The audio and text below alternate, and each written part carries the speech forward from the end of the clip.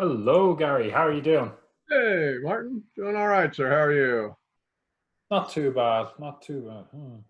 Getting random weird email or text messages or whatever. What? Oh, you're in the dark.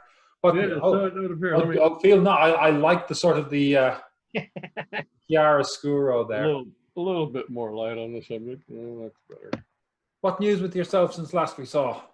Well, I was working as a rehired pensioner for a couple of months Hmm. back at my old job. Well, I don't know if I mentioned to you that this COVID-19 crap has slowed the business way down, Yeah. and so the good folks way up at the GE corporate level, the bean counters up there decided that they needed to cut expenses wherever they could. And it turns out rehired pensioners were an expense they could cut. That's a bit shit. Yeah, so just yesterday, my boss said, Gary, I'm sorry to tell you this. Nothing I Uh, can do about it, but all rehired pensioners across the whole company are being cut. So today was my last day. So I'm tomorrow. back to being retired. Yep. Since this was Hooray. the end of the month, they figured, well, let's just cut it right off at the end of April and be done with it. So Well, that's a shame, but now I'm better back to than. having lots of time on my hands. That's good because you've plenty to do with all that time these days. Yeah. Oh yeah. Yeah. I'll try to get back to my voiceover career that I was trying to get started before I went back to work for GE. Well, that would be something. I mean, at the moment, I would imagine almost all the work is voiceover. Yeah. It But sounds like you have a fairly decent internet connection and a decent microphone, so hopefully that should do the trick. yeah, I got a nice little setup in my studio down in the basement.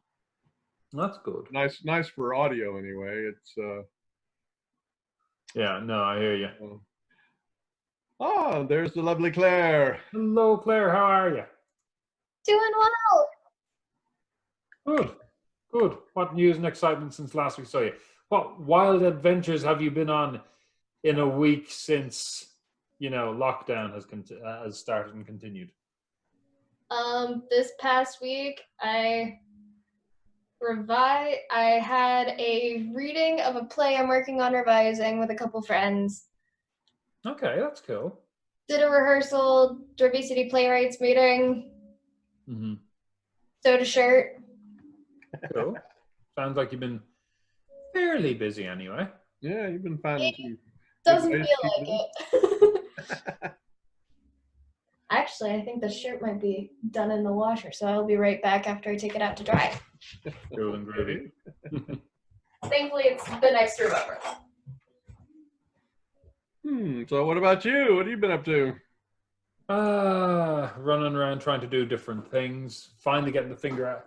Finishing up class, although I now have to do the grading and then the submitting of bits and pieces. So, that's that done. I haven't heard anything about next semester. Hmm. And to be completely honest with you, ugh. I think I went something like a full month of the lockdown without them actually contacting me, even though I was contacting them the whole time. So that was frustrating. Did a radio interview with Keith Waits this morning. We recorded on Saturday, but it went out this morning.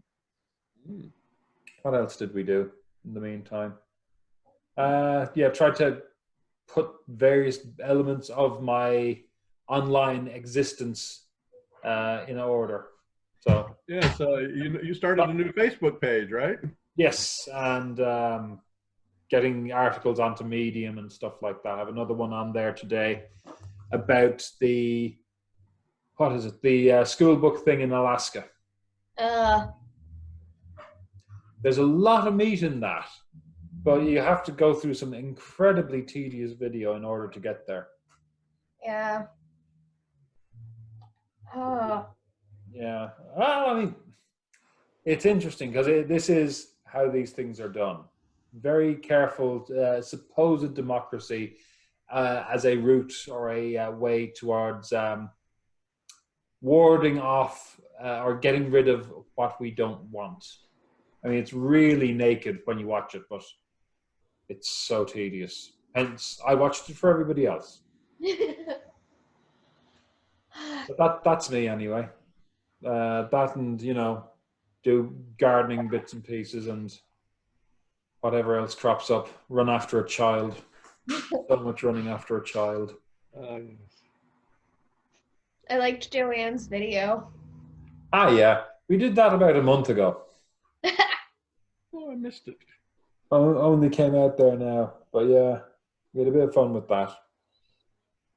I would not have used the first take personally, but I'm not the person who posts these things on the internet. I would have also done a slight bit more editing than none, which I could have done. But anyway, not that I'm complaining. When one knows how to do things, one becomes obnoxious about it. Or more obnoxious, maybe, might be the way of putting it. But anyway, what was I going to say? I don't know if you saw this earlier. Some interesting stuff on the internet at the moment. Romeo and Juliet is on at the Globe. Yes, I saw that one. Sunday. And then what is it? Is it Two Noble Kinsmen? Where has Two Noble Kinsmen? The Globe, the open Shakespeare's Globe has on Sunday onwards. Oh, on Sunday, so it's not up yet. No, it's not up yet. I would thoroughly recommend looking at that. But that's on my short haven't seen yet list, but yeah. I want to not. You're not going to see it very often more. It's a kind of thing that you'll see on video maybe once every 40 years. I would say the last time this has been filmed and seen by more than 4 people was when BBC Shakespeare was doing it in the 70s and early 80s. And, oh yes, on the National Theatre this week, debut today. Do you know what's on? No. Frankenstein with Benedict Cumberbatch. Oh, I did see the notice about that, but I'm not a Frankenstein fan, so I... The first science fiction work from a feminist? Yeah, I refer to writing really bad exposition as pulling a Mary Shelley. Oh, you haven't read The Last Man then? Nope. She's written a lot more science fiction than anybody realizes. And if you read any science fiction, that is exactly what happens. The characters are more real, though, in hers than most science fiction of the 19th century, I would argue. I like Frankenstein. I'm okay with Frankenstein, but I wouldn't describe myself as a fan or a fanatic. Oh, yeah, no. Not enough to spend an hour watching a play. I don't know, have you been watching any of the national productions lately? I haven't seen the National Theatre productions, but I have been watching most of the Globe ones. I haven't seen this one yet. I would check it out because this isn't burningly po-faced, we'll put it that way. What other ones have they put up?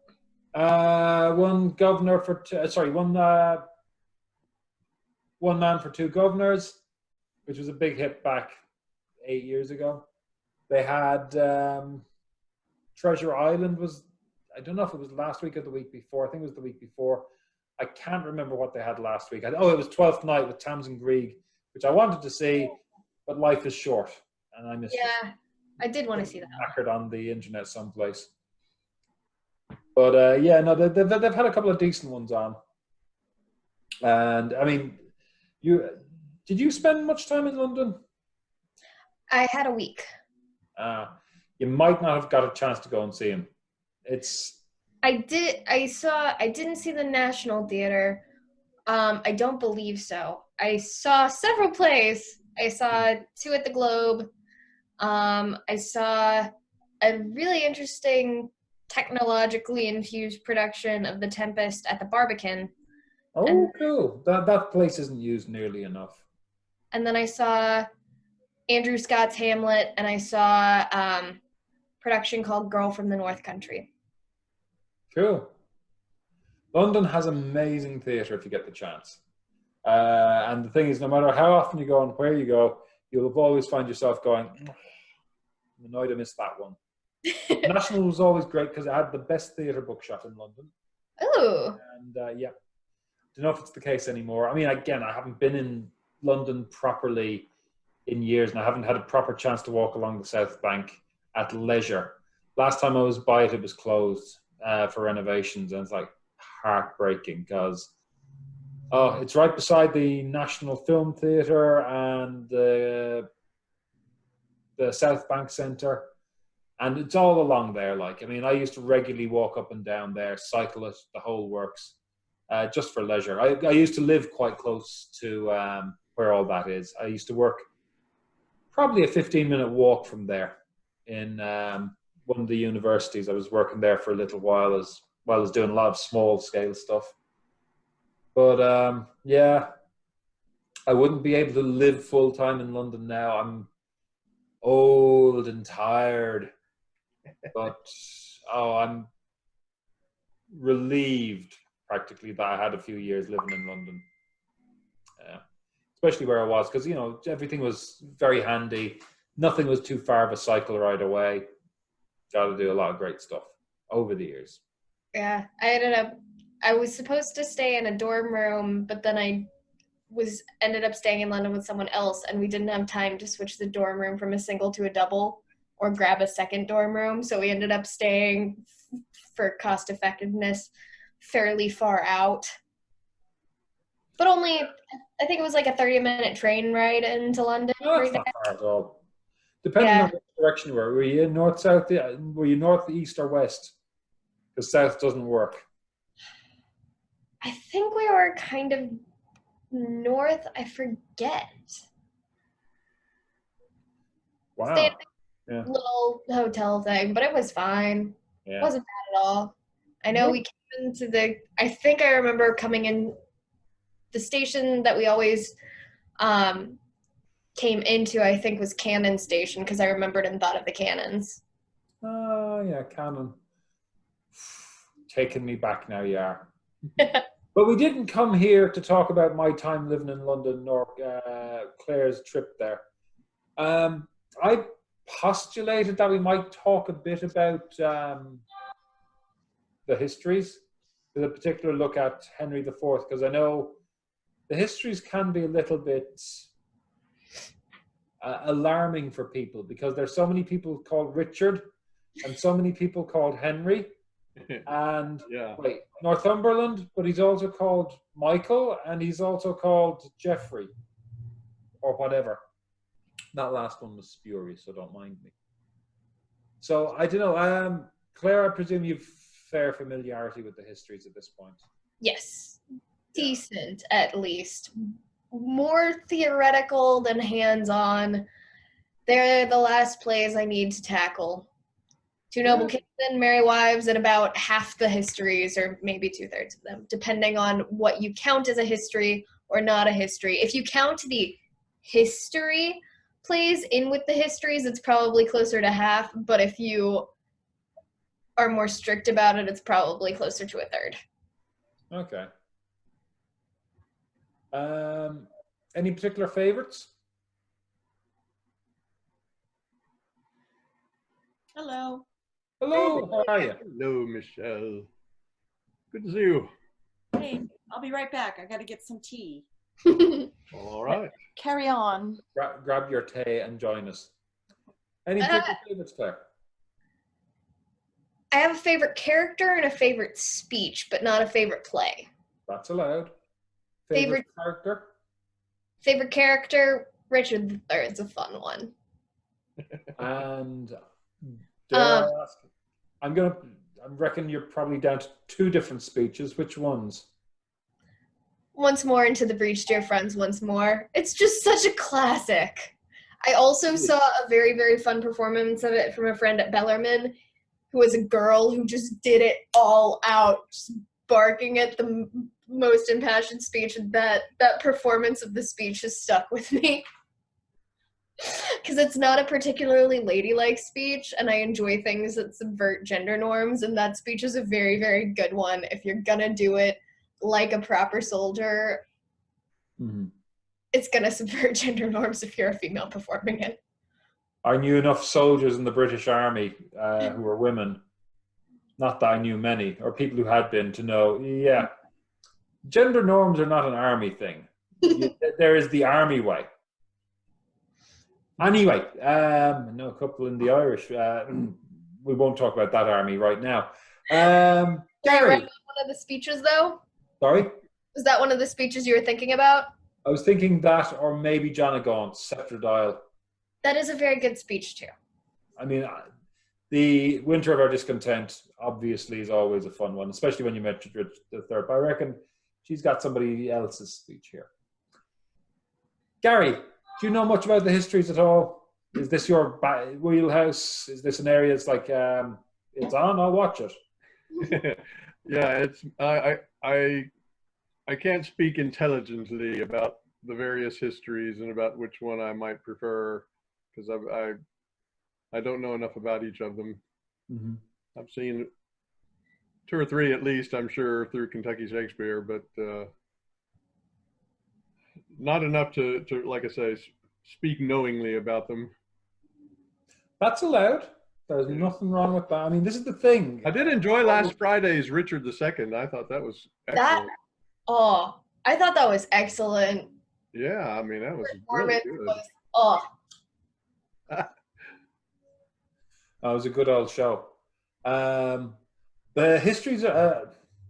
I'm odd in that my favorite Shakespeare genres are the histories and the romances, which is peculiar.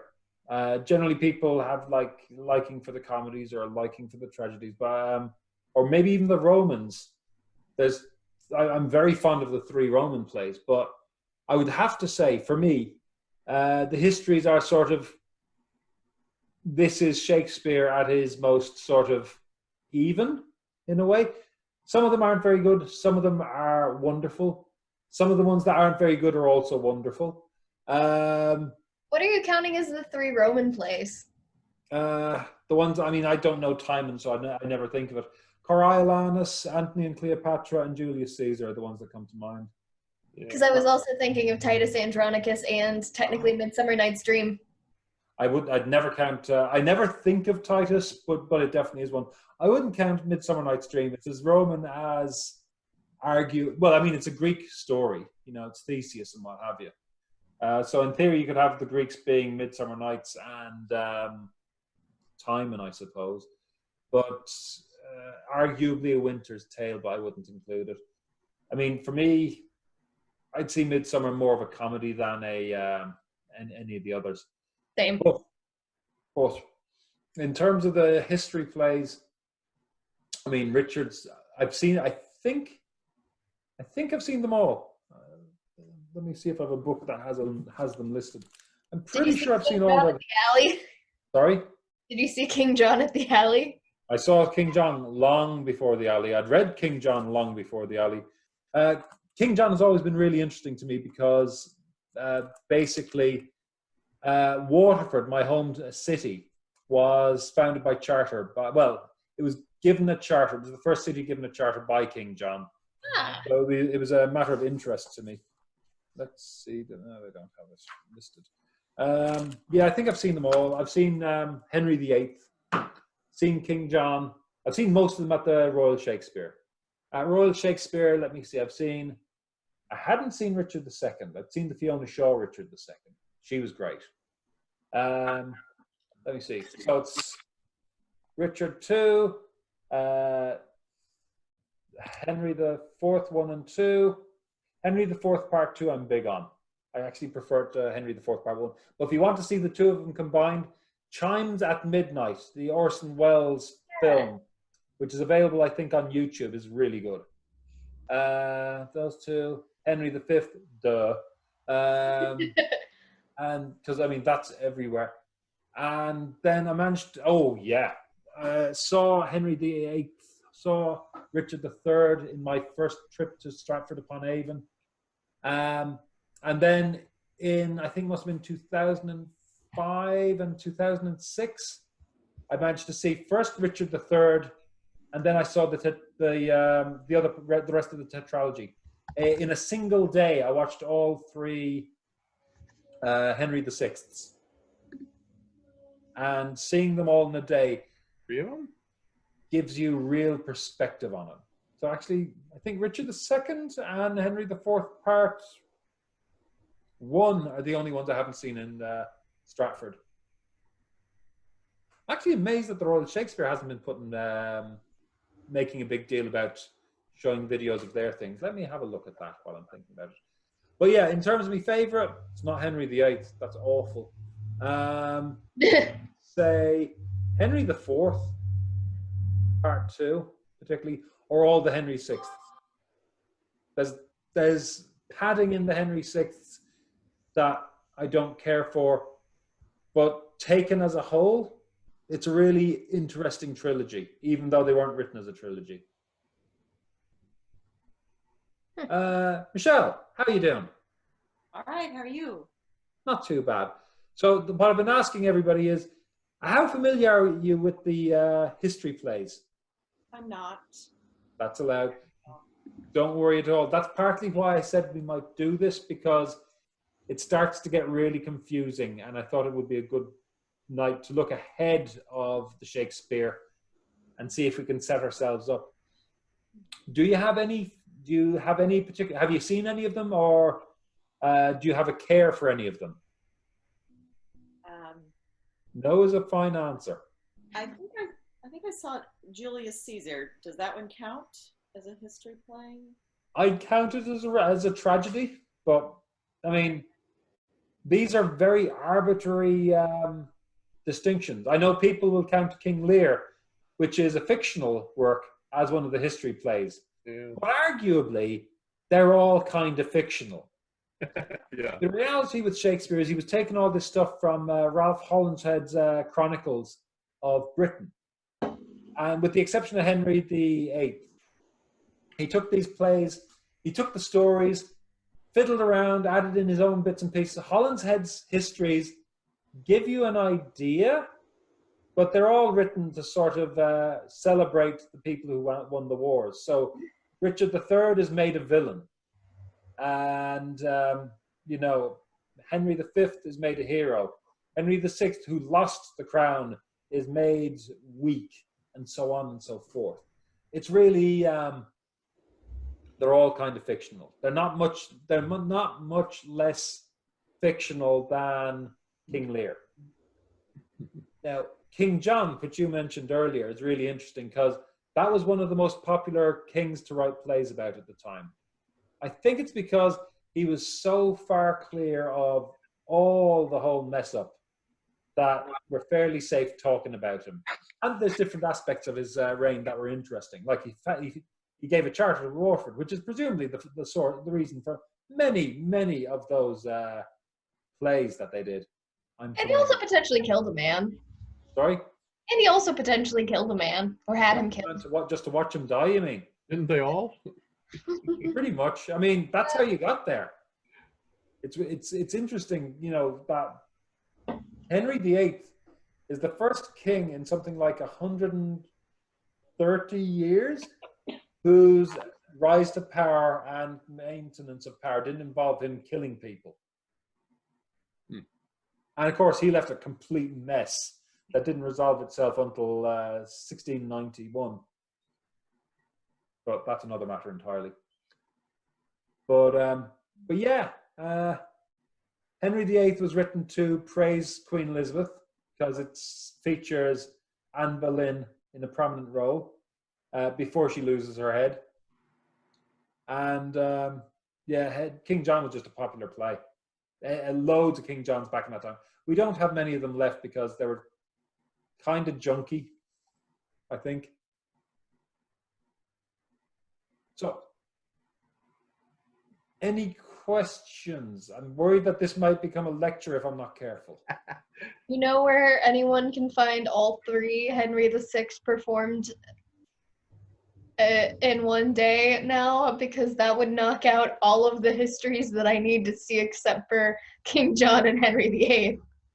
Royal Shakespeare Theatre, certain days, if they're doing it, the last time they did it was 2006. So they're probably due another tetralogy. They did the whole thing with the same guys throughout. So the guy who plays Richard III shows up in the appropriate parts in the Henry VI plays. But that would be Stratford-upon-Avon. There's a slight chance, I think they're probably too big to do it now. There's always a slight chance that you might get it at, what's the name of the place? You might get it in Stratford, Ontario. Really slight chance though. Because if you think about it, they do like maybe 7 main stage shows or major shows in a season. Half of them are musicals. So they try to change it up. Royal Shakespeare has that kind of luxury that people will go there for the fact that it's the Royal Shakespeare. Let's see. Just looking to 14-day trial on Marquee TV, and I'm looking at the Royal Shakespeare for anybody who is wondering what I'm at, to see why we haven't seen much about their shows being done. Their recent productions on BBC are Macbeth with Christopher Eccleston and a Romeo and Juliet. Oh. Yeah, I mean that's where I used to go. I'd get a flight into Manchester or Birmingham, get the train. Different times I'd fly into London and get the train up. You can't beat trains. That is the moral of the story. Once I got the overnight ferry, but that's exhausting. So history-wise, like I said, I've seen them all. That doesn't make me an expert by any means.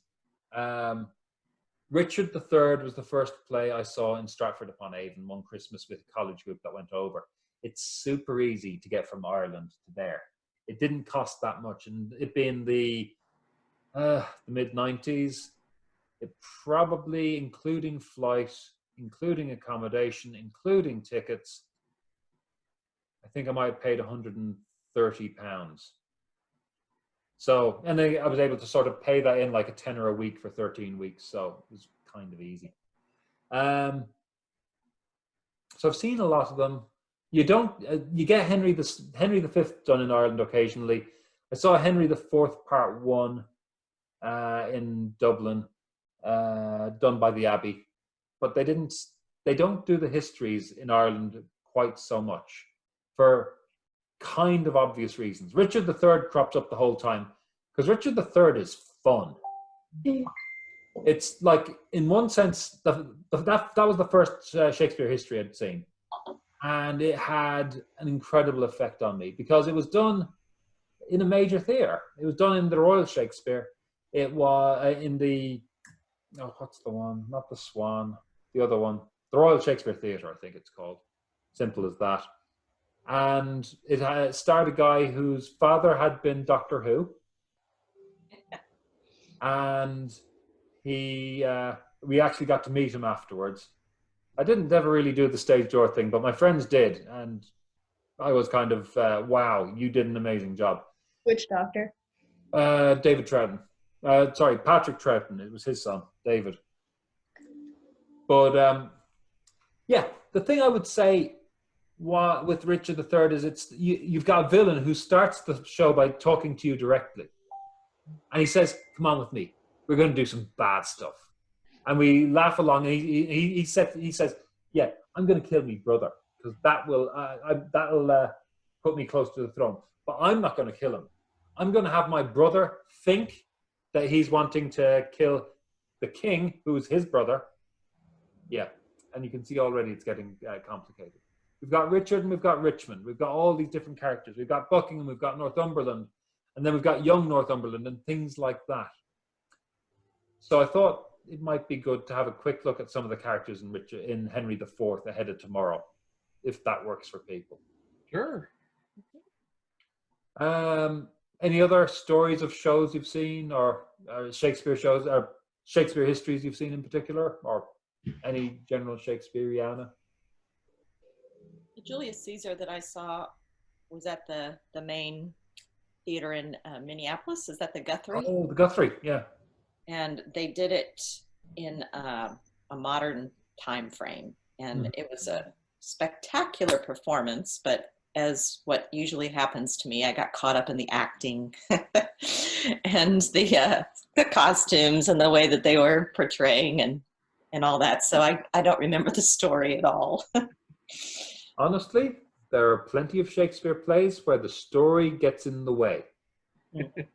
There's a degree to which that's true with Richard III, I would say. I definitely would say it kind of gets in the way in King John, personally, but that's me. But yeah, I mean, honestly, that's what theater is for. You know, you should be able to enjoy it on the multiple levels, whether you're following the story or just coasting along. It reminds me, one of my favorite experiences in the theater was a student production in the City Arts Centre in Dublin City Centre, way, way back a million years ago before it got knocked down. And what made that particularly special was it was Strindberg's play, A Dream Play. And the whole of the play itself is meant to represent the experience of being in a dream. And there's sort of recurring characters, and it's crazy. And so for the whole of the first half, I was trying desperately to hang on to the plot. There's no plot in it. It's just the random occurrences of a dream. And that was an experience that taught me that, you know, sometimes just go along and enjoy the ride. So in the second half, I went in, after deciding, this is a dream play, you're an idiot. Why didn't you realize that when you saw the play was called A Dream Play, that's a dream play, and you're not going to be able to necessarily follow any more than a dream? And it all made complete sense in the second half. And, you know, just following along and letting the dream take you. And yeah, if you can appreciate the acting and the costumes and the design, or appreciate, you know, the images. I have a friend in Dublin, and his big thing is a theatre of images. There's story, but he's never too bothered about the story as much as the images and the physicality of the actors. Now, as I was saying, I did that whole 9 hours of theatre in a day thing, watching the full of the Henry VI. And I mean, I'd be lying to say there were not times when I was going, you know, drifting in, drifting out because of tiredness. I think I got in the previous evening at 5, went straight to a show, then went out to eat, and then, you know, got to bed late, having gone on an extendedly long walk around Stratford. Stratford's a gorgeous place if you ever get a chance to go. Definitely worth a walk. And then sort of getting up for, I think, 10 o'clock the following morning. I was like wasted tired. But, you know, at certain points it's a case of, I'm just going to appreciate this, take it in. So yeah, that is the best way to watch certain Julius Caesar productions. And I can assure you, I've seen plenty of shows where trying to follow what the story they're trying to tell was a mistake, even though they didn't think that was a mistake. So yeah, I wouldn't knock it. You know, I actually got to see Julius Caesar in Stratford-upon-Avon to connect the two stories. Sorry? I actually got to see Julius Caesar in Stratford-upon-Avon to connect the two stories. That was the second show I saw in Stratford. The first show I saw, and then I saw Antony and Cleopatra that night, which I much preferred. I'm not a big fan of Julius Caesar. I think it's like a good standard play. I think some of Shakespeare's earlier plays are like, these are good, solid plays. But then once he gets more experience, there's just something extra. Mm-hmm. I feel like Julius Caesar feels like one that it's like, good, solid plot, but nothing like fabulous. I think Love's Labour's Lost is another one. It's a solid play, but it's not as good as, say, like Twelfth Night. Yeah, I'd agree. I mean, my attitude is very much in an inspired director's hands with a good cast. Any of these plays are wonderful, but on sort of and this is not to knock an average director, because, you know, there's some plays don't mean much to who we are today, or, you know, are missing something. And Love's Labour's Lost is not a bad play. It's just, it's not a great play. You know, I like Julius Caesar, but then again, I'm into very, very into the politics of what's going on. The whole Cassius Brutus thing for me is really engaging. You know, it's like, can we get Julius out of the way till we get to the good stuff? But Antony and Cleopatra is a masterpiece. I think I remember that production had a really, really strong actor in a role that isn't typically emphasized, either Casca or Cassius. And Cassius should be emphasized. It made me see the play differently by having such a strong actor in that role. Well, I mean, it's one of those title role things. People want to play what it sounds like the title role. I remember an adaptation of Hamlet called Hamlet. This is a student production, so you won't have seen it, in Ireland. It was Hamlet, and I remember the main character in that play was Horatio. By a long way, the main character. And the director approached the best actor he could get, who wasn't bad, but that actor couldn't get past Hamlet. Had to be Hamlet, had to be Hamlet. You want me in the play, I have to be Hamlet. It's like, oh, okay. Which meant you had a decent Hamlet. But, you know, it unbalanced what the writer-director was trying to do, I think. And ultimately, I was talking to the actor afterwards and he's saying, yeah, I thought it was going to be all about Hamlet. Like, yeah, but maybe you should talk or listen to the person who's talking to you. But anyway. But yeah, Antony and Cleopatra is wonderful. I would definitely say it is a better play than Romeo and Juliet by a long way. You know, Romeo and Juliet's fine, it's grand. But with Antony and Cleopatra being more mature characters, you just have this wonderful understanding of the meaning of that relationship and a real world experience thing going on. And it's more real. It's not like, oh, I see you across the road, I'm in love with you now. I will say, has anyone gotten to see the Globe production of Romeo and Juliet that they put up online? Not yet. It's on this weekend, isn't it? The Juliet is fantastic. It's rare to have, I think, an actress that believably looks like she could be 13 or 14, but is also old enough to convey everything, yeah. Yes. And this actress was fantastic. Cool. I must ask, how old does the Romeo look? Did they cave into the crowd? I'd say he looked early 20s. Not too bad. Early to mid 20s. Sorry? Early to mid 20s. I actually went and looked up how old the actress was, and I think she was 18. But she was very petite and could pass for much younger than that. Yeah, cool. You my theory. Oh, sorry, Michelle. Oh, Martin, you mentioned something about someone you know that really is interested in the physicality in plays, of the actors or what have you. I don't know if you all know about, I guess, City University in New York, where Anne Bogart directs, and her style is very physical, just like it's almost like everything's choreographed. And yeah, you know, Martin, my idea of having the card game go around the audience and stuff kind of came from how Anne Bogart does things, and so I really love to see physicality in plays. Anyway, I saw an Antony and Cleopatra years ago at Actors Theater in Louisville. Oh, very physical and just, you know, constant movement and almost like a dance, that the romance and everything. So yeah, that was a very good production. But again, I was totally into the whole physicality and the acting and stuff, so couldn't tell you what the plot was. Honestly, I mean, it goes to the question of, why do we go to the theater? Let's completely derail. Why do we go to the theater? To be entertained. Sorry, Gary. To be entertained. For entertainment. I think that's a correct answer. Why do we go to the theater?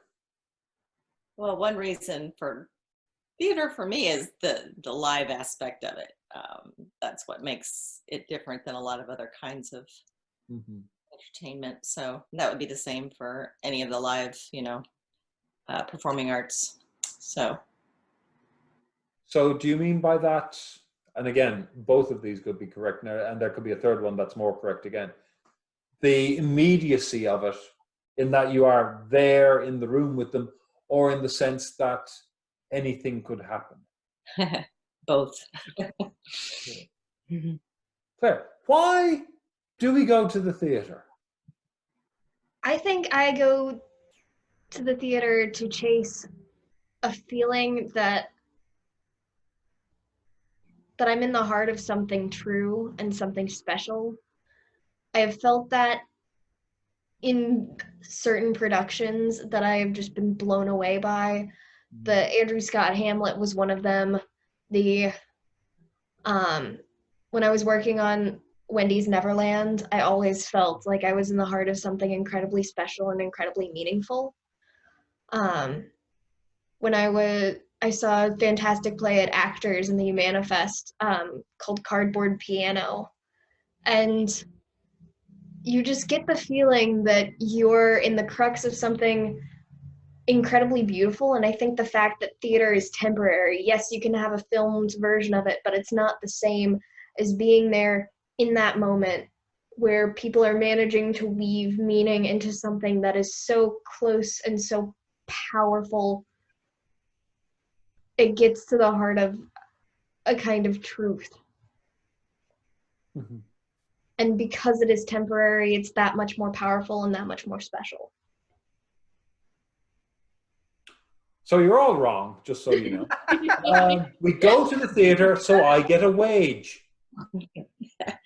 How's it out for you? That's why we have the NEA.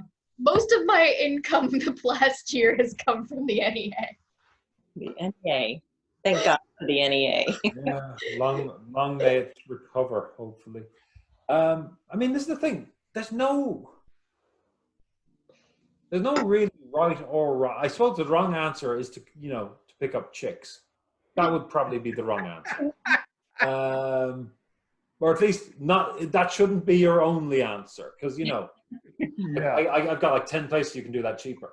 I mean, but yeah, there's no wrong reason. If you're enjoying yourself, if you're getting something out of it, I think that makes it worthwhile. It can be easy for us to be high-minded about what's the purpose of theater. At the end of the day, whatever else the purpose of theater is, it is to tell stories. Now, that story doesn't necessarily have to be what's written on the page. I've seen, which one is it?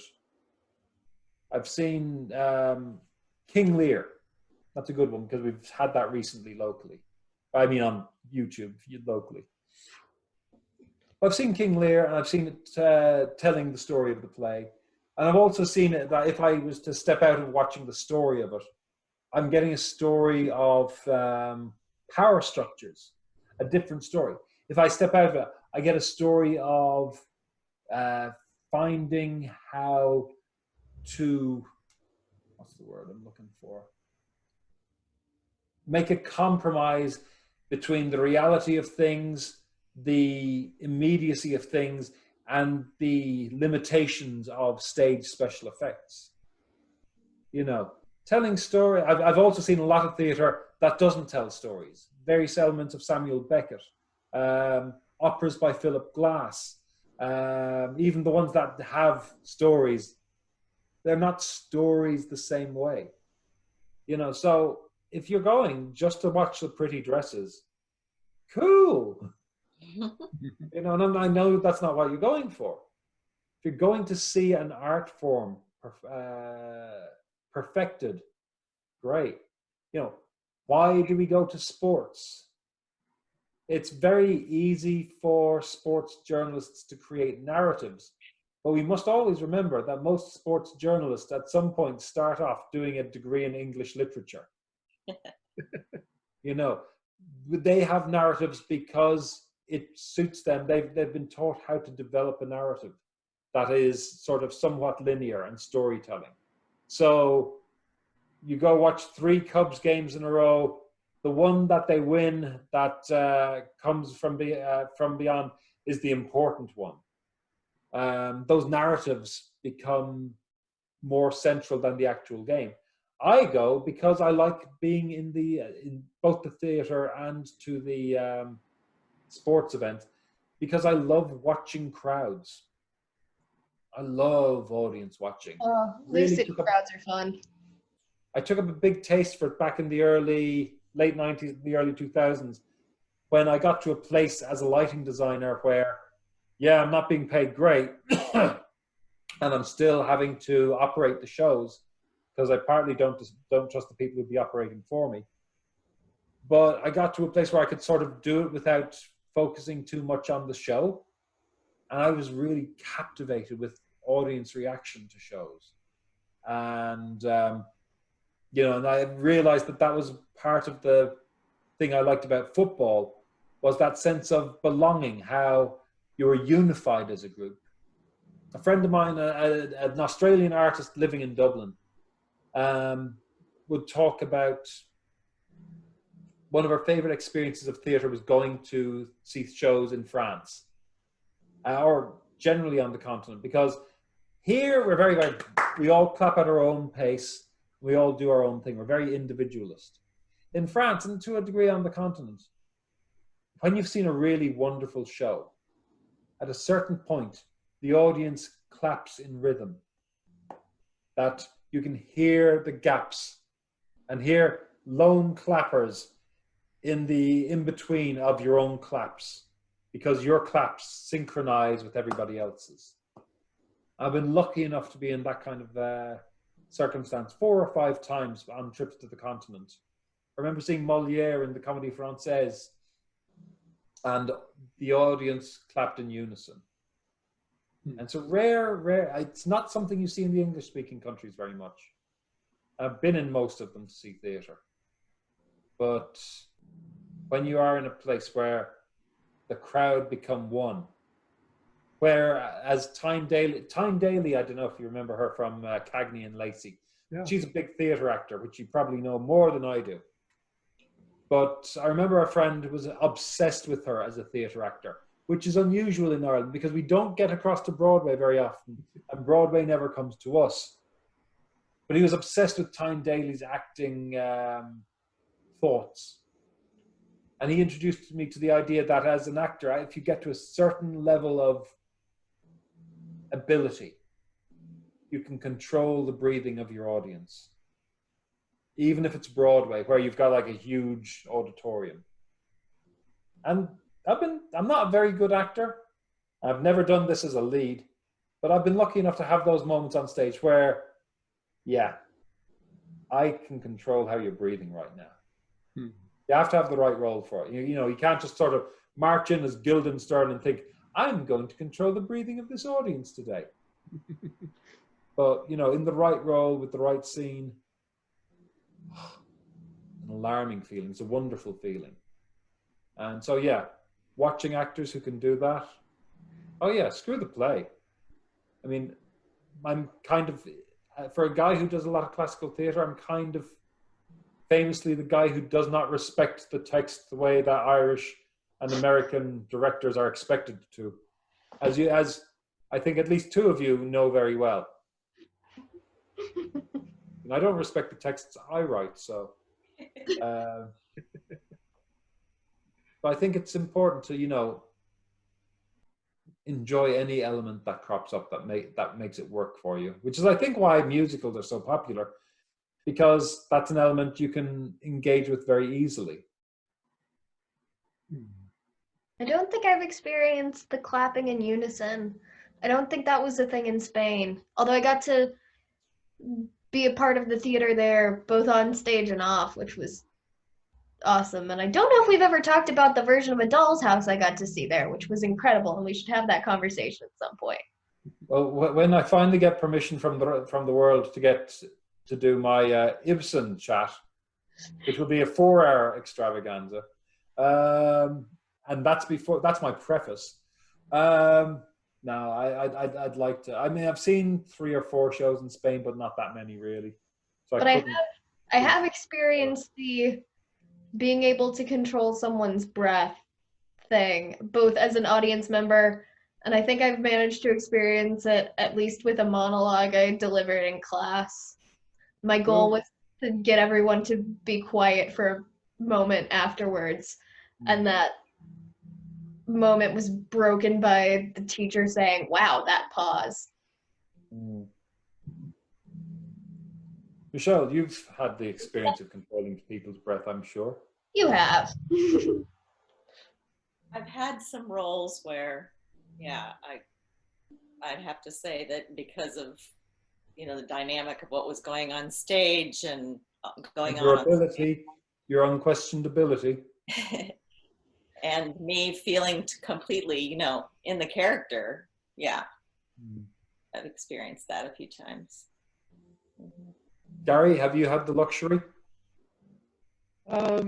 Yeah, I can recall a few times when I was fortunate enough to be playing a powerful lead and could tell that the audience was captivated, if only for a moment. Yes.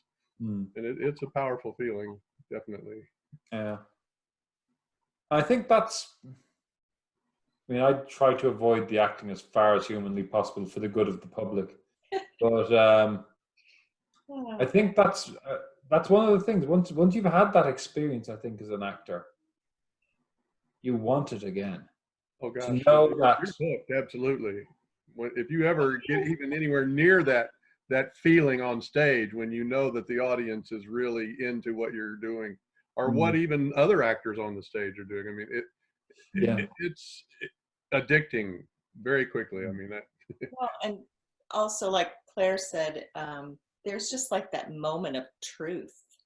It's like the whole audience is somehow a part of the story, a part of the play, when that happens. And that, again, for me as an actor and also as an audience member, when that happens, it's the aspect of live theater, being there in the moment, experiencing it with everyone else, that makes it completely very special and very temporary, but and I think that kind of moment can also happen in a rehearsal. I remember one rehearsal at Martin's house, actually, with Hannah when we were doing Tales from the Hills.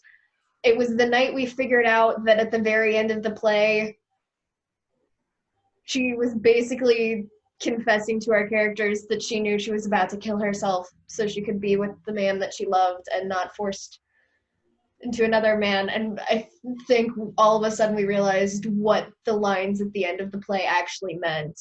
And it was so cool. Yeah. I mean, I've been very lucky to work with some very good actresses over the years.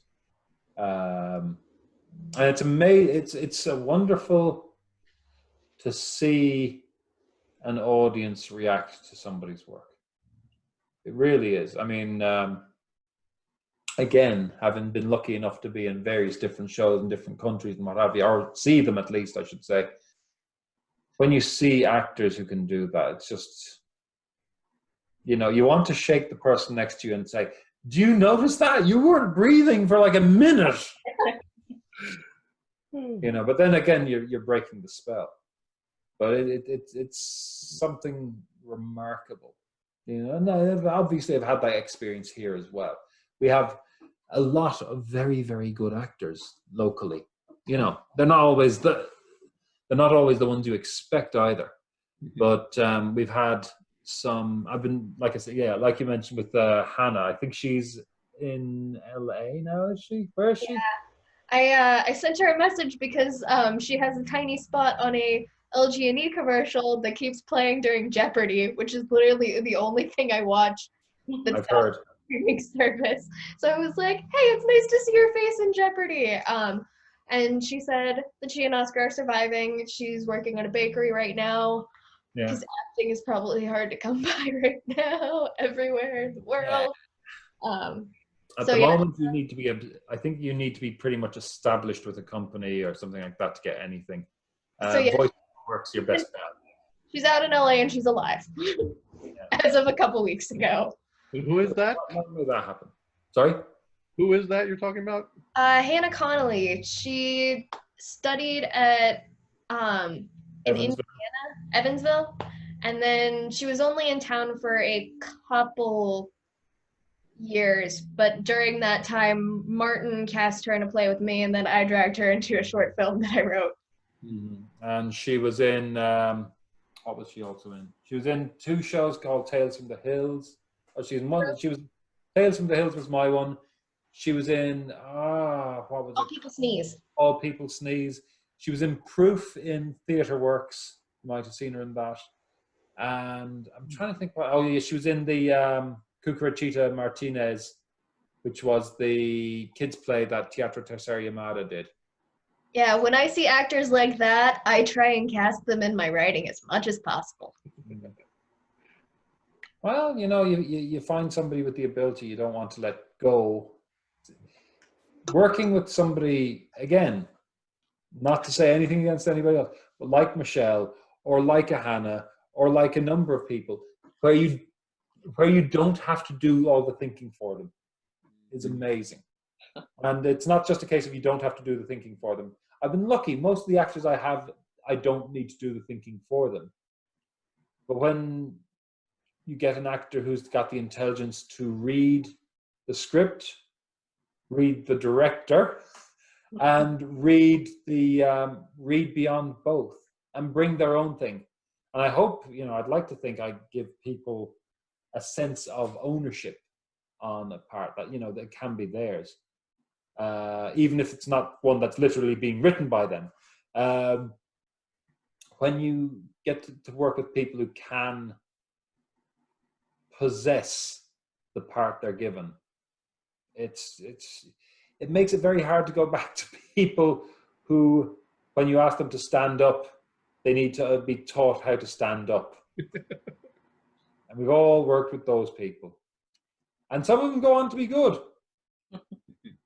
But you'll always remember, stand on your feet. Don't rock on your feet. Stand on your feet. I remember spending a lot of time teaching a guy who's playing Dracula to just stand still. And he was hugely successful he was good, but he just wouldn't stand still. He was always sort of rocking. And eventually I got him to stand still. And I think he then went on, he suddenly became a big shot. Because, he's playing Dracula in Dracula. Which was a sort of big role. And then, he never took he'd never work with me again. He was too big time for me. It's like, okay, I taught you how to stand. But, that's the thing. I don't think I taught him anything else. But I was a very young director. That was like my 5th or 6th show. So that's a long time ago now. Jesus, that's 20 years this fall. You would have been about my age. Maybe. No. I probably would have. I don't know. You're what, 16? 3. Also, your mic went. Yep. Also, what? We've reached the witching hour when your mic goes out. You sound like Darth Vader now. So I couldn't tell. I thought you were trying to insinuate that I looked 16, which is factually correct because I've looked the same since I was 15. I think that's what you're insinuating. I was older than 16. But yeah, no, I mean, it's interesting. I mean, I remember, oh God, I got to work with some very good and some very bad people. And I did not know the difference. You have a great look, because I mean, like all idiot white boys who want to direct, I really wanted to direct films at first. And it wasn't that it was a case that I did the first play because it was a stepping stone. I just really liked that play. I had no idea what I was at, which is good because now, but I would also add, I still have no idea what I'm at, but now I know that I have no idea what I'm at, whereas then I thought I knew what I was doing. It's learning. Big advancement. Anyway, sorry, we may have. I don't mind being sidetracked, by the way. If anyone's like going, "Oh my god, can we get onto business or anything like that?" By all means, shout. But Yeah. I'm wondering. Oh, you just muted yourself. let me see if I can unmute her. Okay, I'm There. back. There you are. I just was thinking, Martin, about your idea of doing an election play this year. Yeah, You know, votes for men or something. Votes for Women. It's interesting because it's written by a woman who's from here, a woman who had a man kill himself in Boston over her, who pulled a gun on George Bernard Shaw, but he still continued to rave about how good she was, and who nobody in Louisville ever talks about. Elizabeth Robbins, huge actress, massive. Well, she made the rarest of rare jumps. In the late 19th, early 20th century, she went from the provinces, which would have been back then the United States, to London. What's If her you think name? about it, the prospect of a woman going from a woman, firstly, an American woman, and then making it in Britain, incredible. Elizabeth Charlotte Robbins. Cushman also did that. Sorry? Charlotte Cushman also did that. And she was a badass lesbian. Who? Charlotte Cushman. Don't know her, I'm afraid. She was one of the biggest actors in the time. She was like one of the big three along with Edwin Booth. Oh, this is earlier. What was her name? Elizabeth Robbins. Robbins. Two B's, I-N. She is very hard to find out anything about. We're doing a suffrage play, so maybe we can find more about her. I'm very, very good at scrolling through newspapers.com. Either way, she was. She's forgotten about here. In the same way that we've forgotten about the woman who wrote the play that went on to be Chicago. She's also from here. I can't remember her name. I'd have to look it up. But yeah, no, I mean, I want to do that. I don't know what's the score at this stage about what's what. I'm personally extremely skeptical about the idea that people will be back in 2 weeks' time. We do not have the equipment. We do not have the hospital capacity. We do not have the tests. And I'm in the process of writing an article at the moment about when we come back. I've been looking at the model proposed by the American Enterprise Institute, which is a fairly conservative organization, but, you know, it's business focused, and we have... Nope, I don't think my camera's going to pick that up. Nope. You have a glowing box. The picture of Elizabeth Robbins. Oh, cool. I looked her up on Wikipedia as well. I will need On to find out more Wikipedia. about her for our suffrage play. She's on Wikipedia. Born in Well, hands off with Votes for Women. It's mine. I got it first. We're devising our own play. We might just take pieces of it and put it in our... It's not like I'm going to use many pieces of it, as is well known to people who've watched my work. No, it's a really interesting piece. It is very, very 1907. It is a typical 1907 play where everything is repeated 3 times. There are about 300, cast of 300, or so it feels.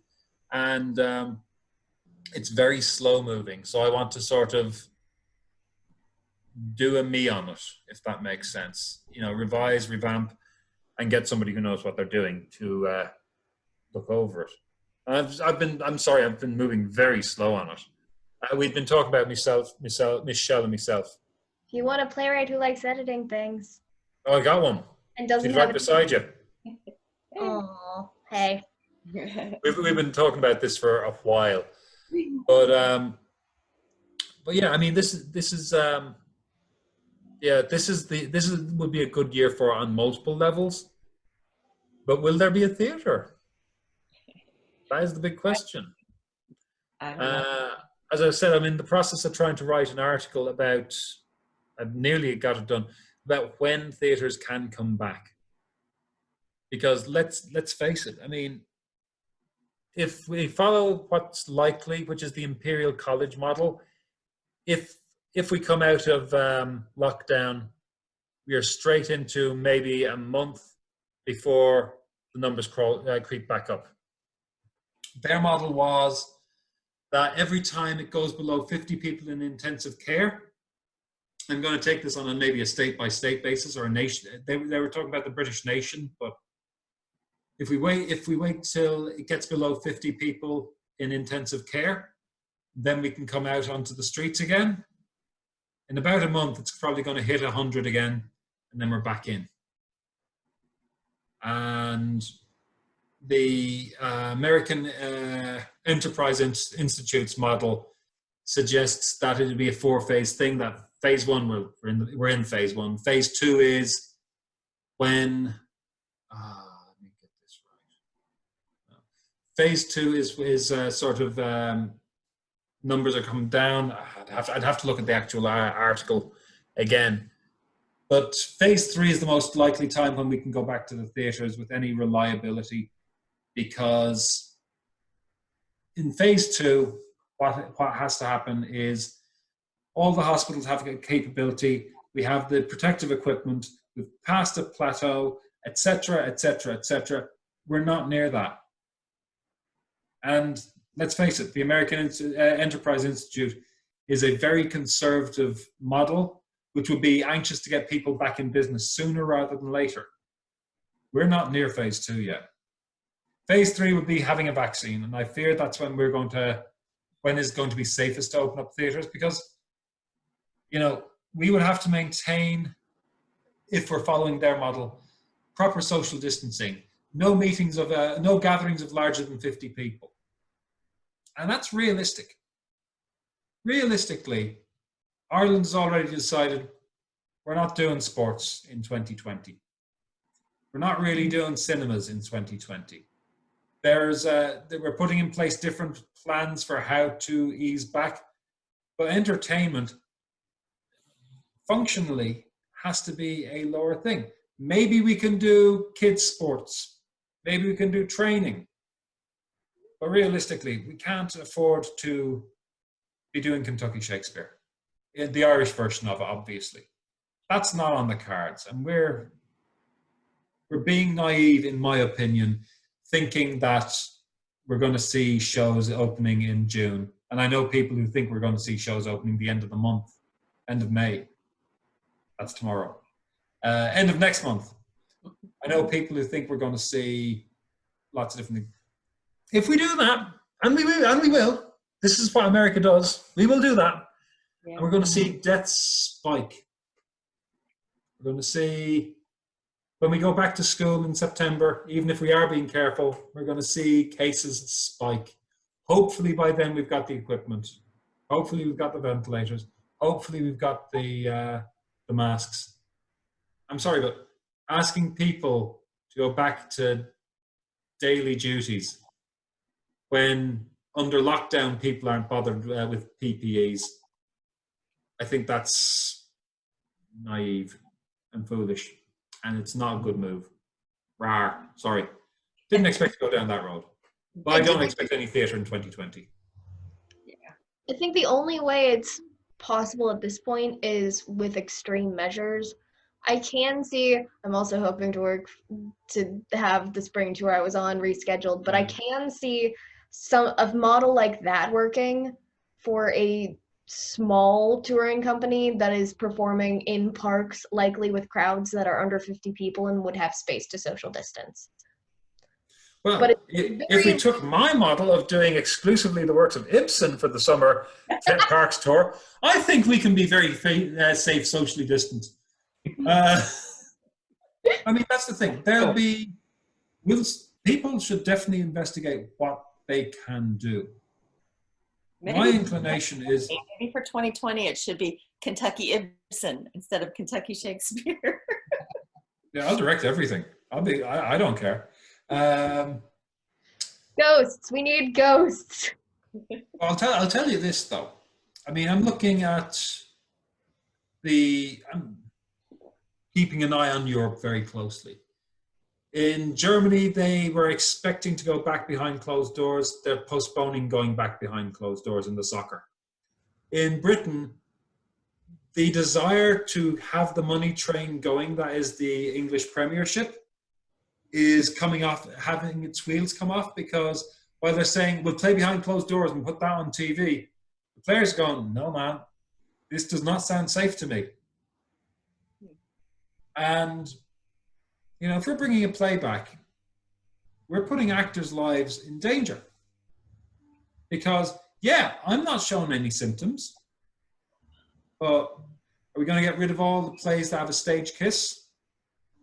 Are we going to have the actors all wear masks? Now, I almost said it good. An innovative director, here for that Ibsen Festival, an innovative director will figure a way to make the wearing of masks in a show a feature. Greek.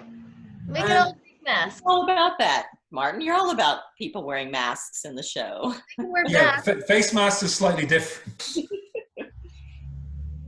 You know, one of my favorite Dublin theatre companies was the Corn Exchange. And it was run by a woman called Annie Ryan, who came over from Chicago. And her thing in Chicago was having all these sort of elaborate commedia dell'arte masks. But she couldn't bring them on the plane because they were just, you know, too big and too elaborate. So she initially came to Ireland and thought, I'm going to eventually make all the masks. And started doing shows with, you know, elaborate face makeup to look like masks. And then she realized, wait, what the fuck am I doing? This is so much better. Well, it wasn't so much better, but it was so much uniquely theirs. I mean, that's the thing. You'll find an innovative way to include a face mask in a show. But I think have a full season of face masks. Yeah, I think we should just plan a commedia piece for the fall where everybody's wearing masks and every, you know, mouth hole has some kind of a respirator kind of, you know, thing behind it. Or we can do a bunch of one-person shows. I wonder how much the rights cost to Fleabag, because Ooh, yeah, that's. They'll be pricey. They will be very pricey. Did it start as a one-person live? It is, yeah. yes, Phoebe Waller-Bridge performed it, I think, in the early 2010s as part of the Scottish Fringe Festival. Yep, or the Edinburgh Fringe. It's available. You can get the script. Yeah, right now it is streaming on Amazon for like $3, I think, or no, it's $5, and it all of the proceeds from that go to freelance workers that have been affected by the pandemic. Yeah. I mean, there's an interesting woman called, oh God, I can't remember. It's Siobhan. It's an Irish sounding name, but she's from Seattle or someplace. And she's been basically touring the country doing one of her most recent shows. She has a bath in somebody's house and the show takes place while she's having a bath. And there's apparently going, oh, I'm annoyed I'm finding out about that now because I've got a massive bathroom, as some of you know. One day you maybe too, Gary. But I have a massive bathroom, so you could actually cram a few people in there. I mean, I've had bedsits smaller than that bathroom. I genuinely thought, would it be worthwhile shuffling things around and putting in a couch? Because I've had tiny, it's a huge bathroom. Yeah. But she, I think, is doing some online one-person shows. And I think, you know, a one-person, there's ways of doing these things. I've seen many innovative pieces where you have, you know, there was one I remember in a ruined garage in Dublin where you came in, I think you were brought in groups of 5. It was a half-hour piece. And you'd come in and you're standing sort of at one end. You're not allowed to go past a certain point. And the play very slowly gets further and further away from you. And when it's at its furthest part, there's a shot. And somebody is very, very, very realistically killed. Very realistically. And because it's sort of getting further and further away from you, and it's getting darker because it was, like I said, a ruined garage, so it was outdoors. As it's getting darker, you know, you're squinting, you're trying to see. So in the innovation works. One thing I've always thought about was, how could I do some kind of short spy play in a parking structure where you've got cars parked on either side, like 5 cars, lights off, they're just there. And then 2 cars come, they stop and stay where they are with the lights on, creating a stage space. What kind of work could we do with that? That would work with this kind of thing. Ooh, drive-in theater. Yeah. Literally. Drive-in movies will I'd say, make a comeback during the summer. And the thing is, because because they're going to be so ad hoc, I would expect an awful lot of it'll be all rerun stuff. The major movie studios probably won't get on it in time.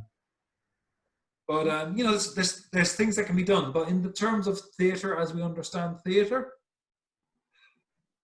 I don't think Shakespeare in the Park is going to work so well, because people will want to go, and turning people away is going to be really hard. And people will say, "I'm fine." It's like, I'm sure you are. Okay, so I don't know if you guys understand the whole, you could be a carrier and you could be asymptomatic, right? Yeah. Spread the virus. So what's the point of taking people's temperatures then?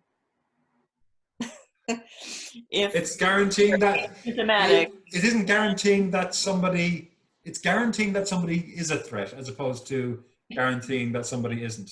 because they're alive. I just don't get it. If you're asymptomatic, then a fever would be a symptom, right? Yeah. And so if you don't have a fever, you could still be spreading the virus. So. That's the thing. It's very hard to know who does and who doesn't have it.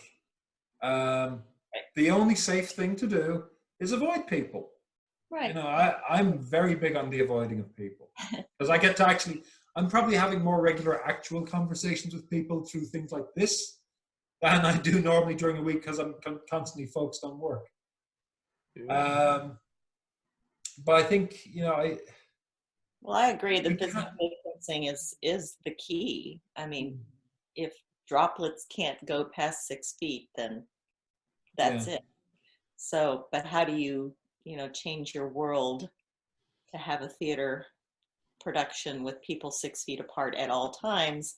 And also the biggest question is, how in the world do you do theater on a stage and adapt it that way? So, the way I look at it, this is a great time for innovators. yeah. I don't think you can do typical rehearsals. I don't think it's safe to have actors so close as you would need them in any typical play. I think you need to do something very different. And that's good for 1-person work. It's good for 2-person work where, the 2 people are a couple. It's good for 3-person work where, there's a polyamorous exchange thing going on. But no, I think there are ways and means. Everybody within the same family structure. Yeah. This family featured, and they can be close to each other. Yeah.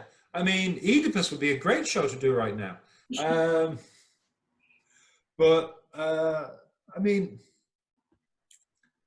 Like I said, that idea of the sort of the spy handoff, that works, because nobody needs to come within 6 feet of each other. Go to the center, leave a briefcase down, step back. It works. You just need the story you want to put with it. Right. The novelty of lights on a car being used and so on and so forth. That's an element. Back in the day, there was a show in Dublin called Ladies and Gents, which used to take place in the toilets in Stephen's Green. And it was part of the Fringe Festival. This was not something that would regularly happen in the toilets in Stephen's Green, just before I say anything else. R.I.P. the toilets in Stephen's Green, they're falling apart. But what would happen is, you would go in, there were 3 stalls on each side. You'd go in, you draw, you could get the gents first or the ladies first. You go in, you sit down on 3 toilet seats, and you watch a play, you and the other 2 people in your side. Watch a 2-person play take place. Or maybe, I can't remember, it might have been a 3-person play take place in the toilets. Then you applaud politely, get up, go around and swap places with the other 3 people, and then you watch another play which was tangentially related to what happened in the first. That's hilarious. You know, both shows were, I think, 8 minutes each or 7 minutes each, and so you do like two or three shows in an hour, and you know you gun it because you know you're only getting 3 people a show. You do like 3 hours of shows a night, and then call it a day. And then you've got what? 3 times 3 is 9 times 6, 6 nines. Got an audience of 50 people a night, which honestly better than most of my shows getting a run. Yeah, take that. I would take it. Jesus, I would take 50 people in a night. You know, if you're missing 2/3 of your audience, it doesn't feel like you've got a completely empty house. But there's innovations that can be done. There's ways. It's a case of finding. It's Marshall McLuhan's thing again of the message and the medium. You know, let the medium be the message. Let the message be the medium. Find the right thing for it, and you're made up. You know, maybe it's a play about the coronavirus. I don't think that's wise, personally. So think of it. There was, I remember. Funny. Sorry? I think it would just have to be really funny. Oh my God, it would absolutely have to be hilarious. Or, oh my God. I remember going at 1 o'clock in the night once to an Edinburgh Festival Fringe show. And what happened was, I didn't know anything. I knew it was a H.P. Lovecraft thing. We went upstairs into this theatre. We went onto the stage, which was, okay, this is odd. And there was a circle of chairs all facing outwards. And we all sat down in these chairs.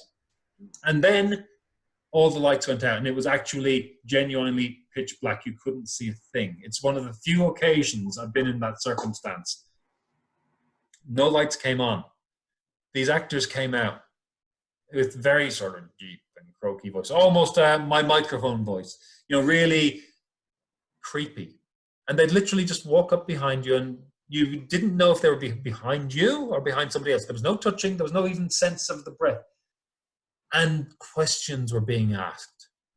And these questions would go on, and then somebody might answer.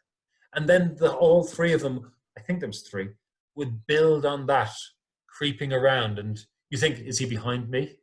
And, you know, you answer because you think he's behind you, and then you realize, he's not behind me. He's behind somebody like 2 people over. It's just, it feels so eerie. That was amazing. It happened to be in a theater, but it could have been anywhere. And I think that's going to be the thing, is we need to figure out, what do we do different? That could have been a 2-person show done differently. Trying to think of what you got. Waiting for Godot. If it wasn't for the embraces, none of those, and the big collapse at a certain point, none of those people ever have to go particularly close to each other. There are certain Samuel Beckett shorts where part of the thing is that they don't actually ever meet. You know, maybe could we do something on Zeno's paradox of motion? You know, the one where to get to some place, you have to go halfway there. And then you have to get halfway of the rest of the distance. And then halfway to the end of that, to a point that, you know, you can never arrive at a point. You can only ever get halfway there. You, like, at a certain point, you're traveling in infinitesimals. Mm-hmm. And I only learned about that lately when I was writing another article, was, apparently in the dialogue where that happened and Zeno is doing his usual sophistry of paradox, a guy, when he asked, can anyone counter that? And another philosopher in the circle just looks at him, stands up and walks out, proving that Zeno has to be wrong, in that he has actually gone somewhere. But, you know. You are made for a time such as this, Martin. You need to get to see. You are made for a time such as this. You need to.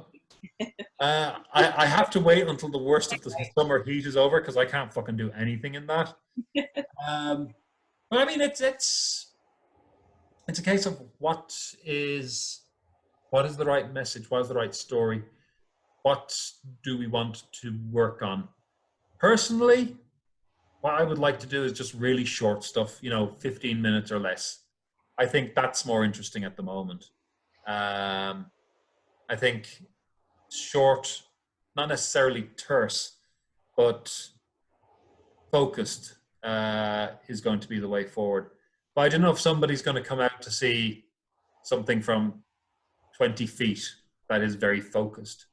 No, I also need to find a big fuck off field that I can do something like this in, where, you know, I can have the actors in the very center, and then at different. Ooh, where I'm going sundially on this thing now and trying to figure something on that. But this is a time for innovation. This is a time for experimentation. This is a time to be failing miserably because you're not doing anything that's going to ever actually pay. So how can you do something that's going to lose money? You know, it's just a case of figure out what it is. You know, we've got a massive big stage here on the river in New Albany, and it's useless because the noise of the traffic. This is probably the least traffic we have known in my time living in New Albany, and we can't really do anything on it, or can we? I mean, maybe that's what I need to do, is figure out how, A, to get use of it, and B, what story do we tell? You know, something. What is the message? What is going on in it? My only concern is, at a time like this, I would worry about causing other people danger to come to something I'm doing. Yeah. By putting on something and saying, this is a thing, I want you to come in ones and twos or family units. Am I saying, hey, fine, grand? No.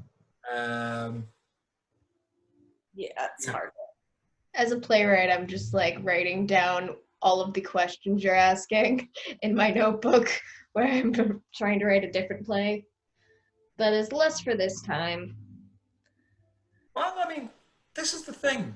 And I think one of the reasons I feel that theatre has become stagnant is we've stopped asking questions, partly because the necessity of money, or not even so much the necessity, of the demand of money to produce a play has led to people going, okay, it can't fail. And people don't take risks. People don't take really stupid risks, like I like to take. You know, I'd be lying to say there wasn't a great degree of calculation about, say, 80 days. But it's still a risk. The risk was managed by not spending any fucking money on it. But, you know, it's a case that if you don't take risks, you won't achieve anything that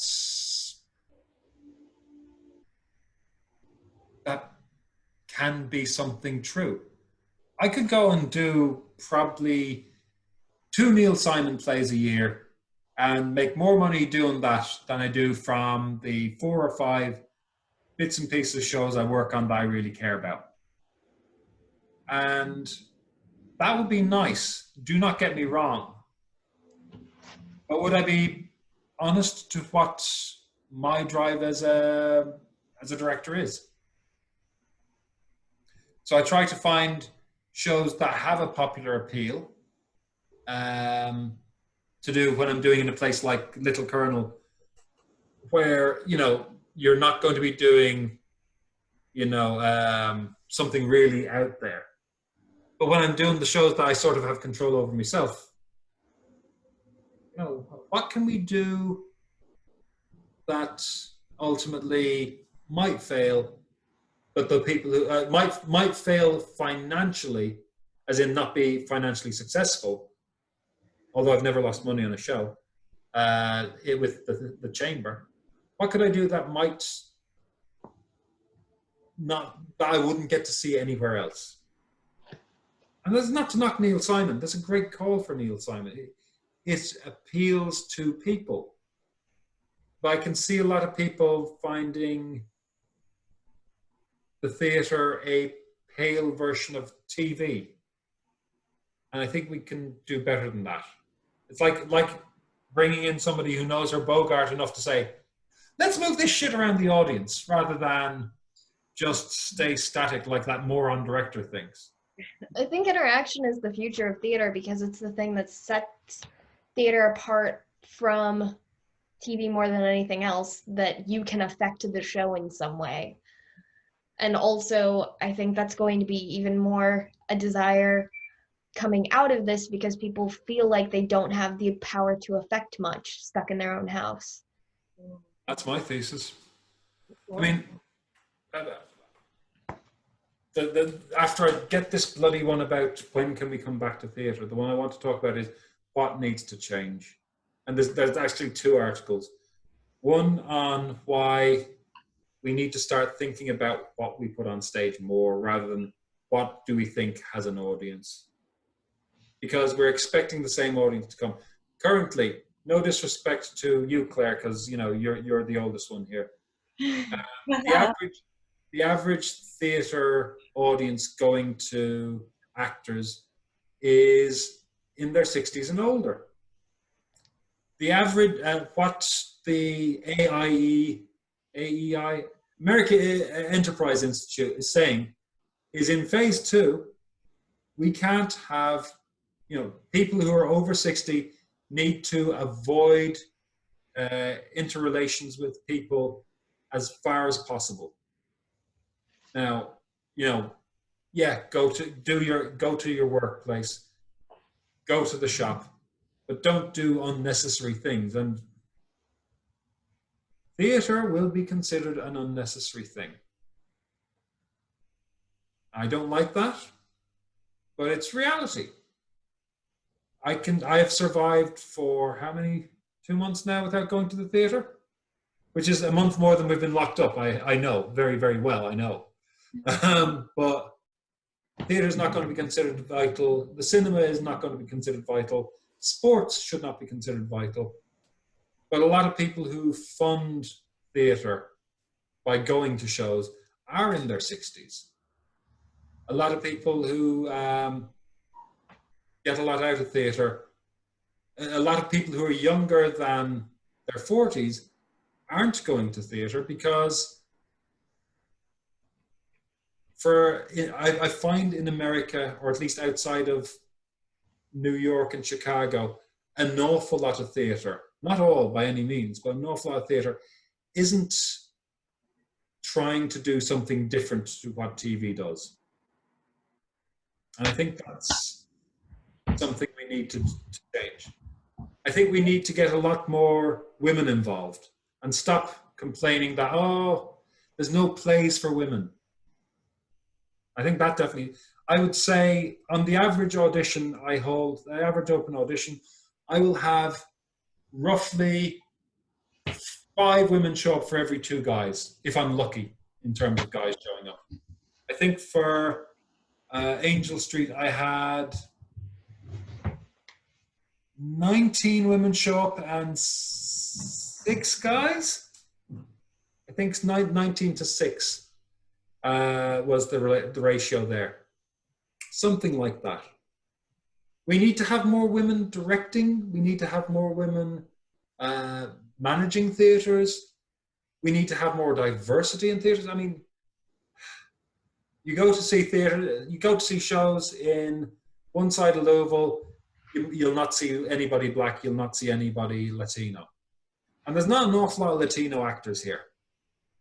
But there is a Latino theatre company, and they bringing a more rich body of people onto the stage is going to bring a more rich body of understanding to a show. This is a great opportunity for people to think, how are we structured? What can we do better?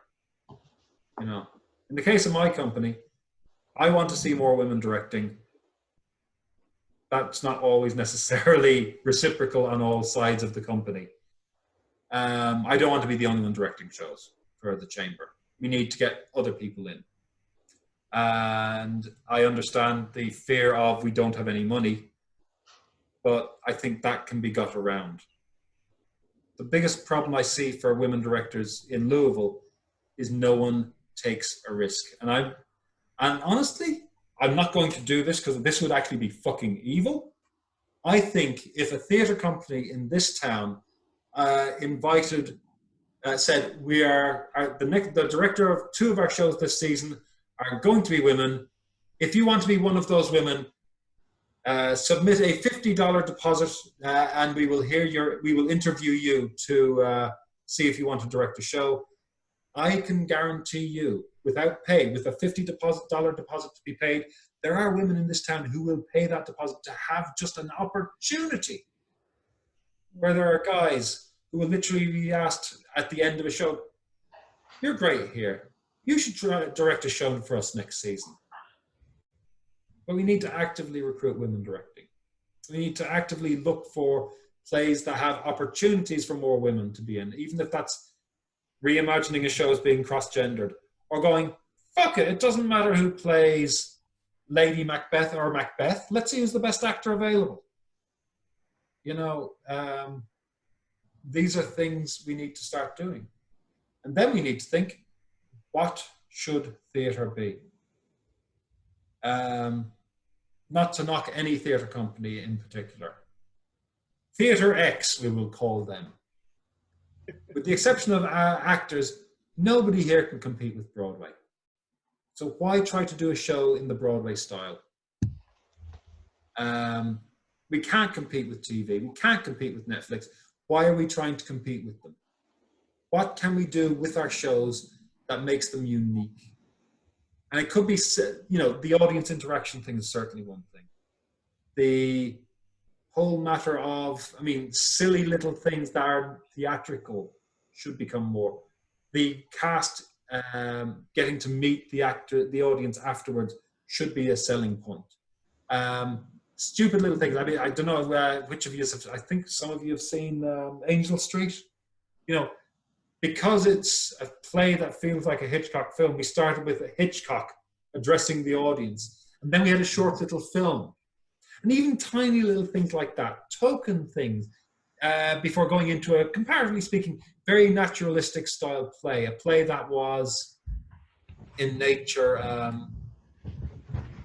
just fairly realistic, of the movie ilk. Even that little bit can change it up.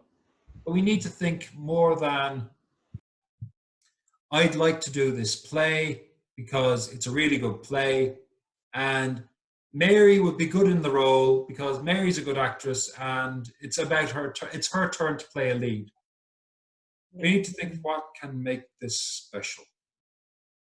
I mean, and a great example of a special show was the Pirates of Penzance thing. The audience sings along with the show. I mean, obviously I'm touting for things like 80 Days because that was very much audience interaction and a very different experience to, I'm going to say, 70% of shows locally.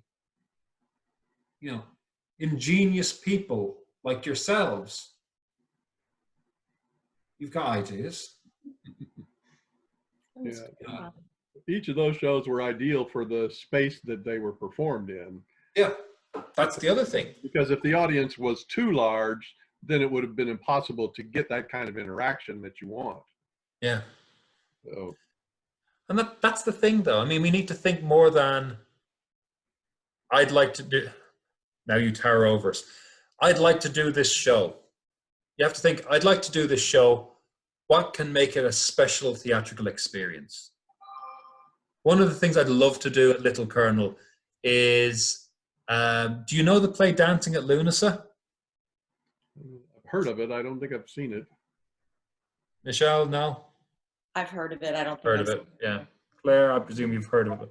It's an Irish play that's now from 30 years ago. No matter how my mind tells me it's 5. And what happens in it is it's basically about these 5 women who live in the middle of nowhere, and their uncle, their brother comes back from being, and I mean, this is sort of a happy summer in a kid's memory, and everything kind of goes to shit for most of the sisters, most of his aunties. But in the middle of it, there's talk of a big sort of a crypto-pagan dance happening around a bonfire. And we don't actually see it in the play because, holy fuck, we're going to light a fire on the Abbey stage. No, we're not. But, which is right, because there's so much shit on that stage. You know, they've never had space for it. But there's part of me wants to basically do this play and at the break between scenes where the bonfire happens, get the whole audience out and bring them into the little park in the back and literally have a bonfire and, you know, give out probably have to be September or October, hot chocolate or marshmallows or whatever the fuck they want. We have to think more than let us just put the play on the stage. That doesn't mean don't put the play on the stage, but what can we give to it? Maybe before the show happens, maybe with something like Henry the Fourth. Before the show happens, we have a group of 3 actors come on and try and tell the story of the play and explain the different what do you call them? The different characters and who's related to whom, and have a bit of fun, like a warm up act for the play. That's, you know, if you're having it in a typical play. In Kentucky, with, you know, it being in the park, the fact that you've got people coming from all over, and the fact that you're out, the fact that you can see fucking fireflies while you're watching a show, that is a fucking selling point as far as I'm concerned. But that's me. But, you know, if you're doing it in the Bingham, then get a couple of actors out on stage, some of your interns, to do a sort of a semi-improv. Okay, folks, there are a lot of fucking people in this. These are the only ones you really need to keep an eye on. Sort of a knockabout thing. Maybe that's the thing you do, and then do your realistic play or realistic Shakespeare play. You know, maybe you have a bring your pet to the show night. Probably not something you should do in an indoor venue. Maybe improv before where you add a scene and you get to see Hal and his friends messing with people, but throughout the audience. Maybe they go through and try and rough people up and try and get money to buy for beer. Yeah, I'm actually, I haven't seen this production of Henry IV, so I'm kind of hoping that there is that. I mean, that's the thing. What makes it unique? What makes it different? Pick a play. Pick any play. What could we do to make it different? Name any play that you can think of. You can do Life is Dream, but force audience members to become the soldiers. Yeah. You could do Life as a Dream, and the dream starts, or so to speak, what's his name? Your man, Sigismund, starts in the middle of the audience as a supposed audience member, and maybe convert the dream to be, oh, this is different to what I thought. This is now, I'm watching a play of myself, being in a play. You know, maybe that's where the king is watching on from within the audience, saying, all of a sudden, the audience are the court of the king. Think of another play. Michelle, name a play that you've been involved in that feels naturalistic. That feels naturalistic? Or anything. I mean, name any play that I might have possibly heard of. Getting Out by Marcia Norman. So I don't know that one. And I don't know Night Mother either. I do not know the works of Marcia. I'm foreign. That wasn't a play on my part of the world. You two do the... Yeah. I'm in the upper right corner. You two do though. Sorry? I said I'm in the upper right corner of my screen. I think we're all... Oh shit, then this is all bollocks, because I have Gary going left to right, top to bottom, Gary, then me, then Michelle, then Claire. This is bullshit. This is messed up. But Gary, Claire, Michelle, do you know this show? Getting Out. Gary, do you know it? I do not. I know it because I did it in college. Tell us about Getting Out. Sometimes it is easier to do this when you don't know a show than when you do.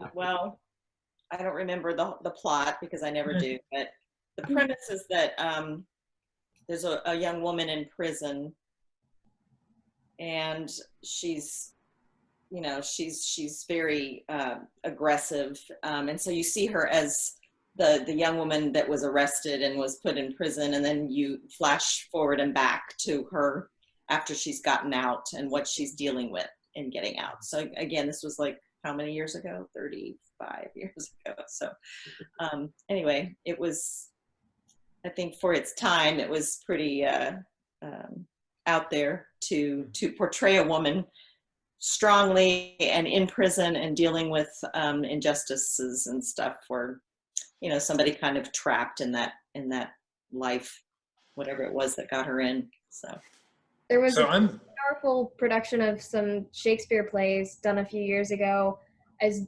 set in a woman's prison. I know they did. Philip Lloyd's lot. Yeah. It You was can an do all-woman production. I think she did Julius Caesar, Macbeth, and I can't remember the other one. be Philip interesting. Lloyd, who is the mother of Emma Thompson.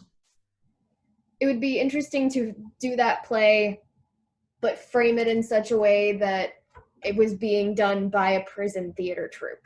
Or yeah, maybe being done by a prison theatre troupe. Exactly. But I mean, thinking on a play, and again, I know nothing about this place, and this is not, as you can see, I have nothing up my sleeves. I have not prepared for this in any way, shape, or form. So this is going to be a bullshit idea, but it could be a triggering idea. And I'm sure you will have one as well.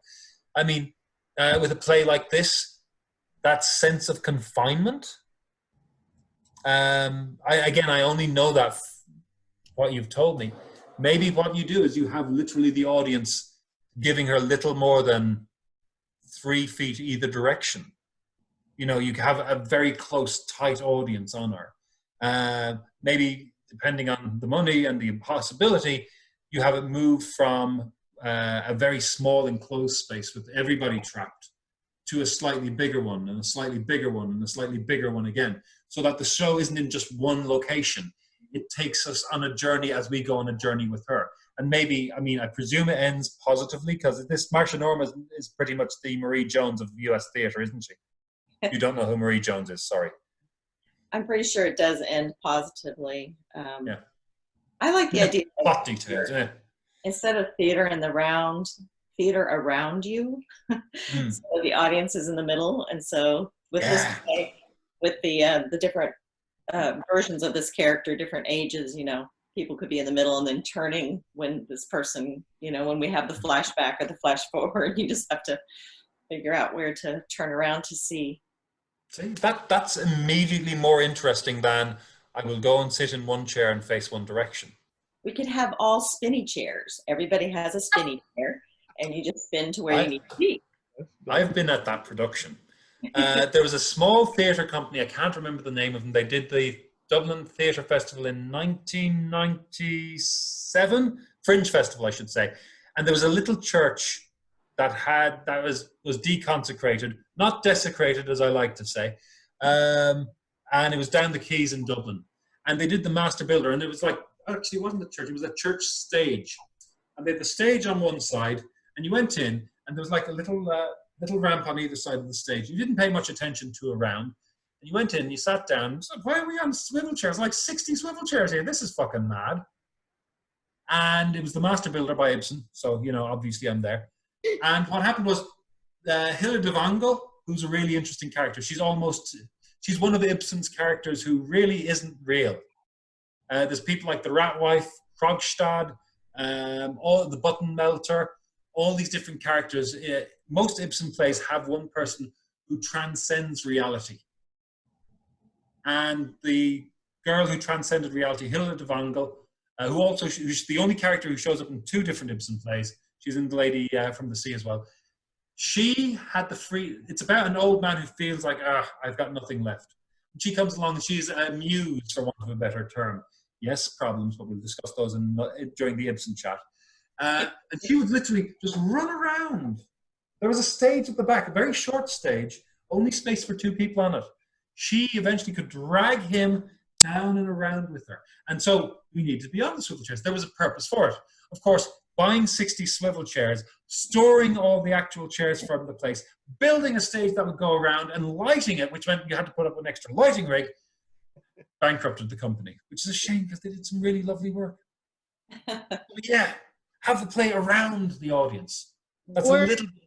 Or going to different rooms. That was the play I worked on a year ago. It took place in a nursing home, and the goal was for people to not know what was part of the play and what wasn't. Nice.